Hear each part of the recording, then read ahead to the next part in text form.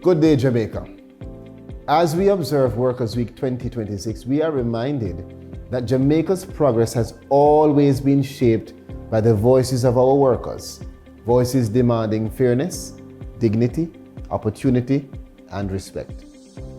This year's theme, Voices Heard Shaping Labour Policies in an Evolving Labour Market, speaks to the importance of listening, engaging, and taking meaningful action. In the 1930s, Jamaican workers stood courageously for better wages, safer working conditions, and dignity in the workplace. Their advocacy laid the foundation for many of the labor protections and systems that we benefit from today. Over the years, Jamaica has strengthened its labor framework through key reforms.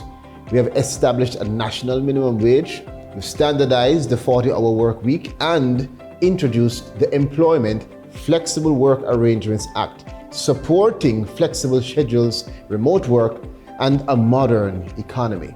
At the same time, we remain committed to protecting our workers.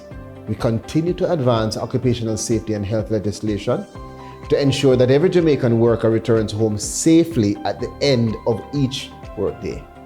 We also continue efforts to ensure fairness and dignity at every stage of employment.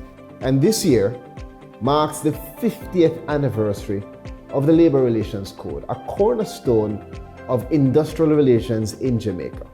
For 5 decades, it has helped to foster stability, dialogue, and cooperation among government, employers, and workers. But even as we celebrate progress, we must continue to ask ourselves, are we truly listening to workers? Are we creating space for their voices to shape decisions and policy?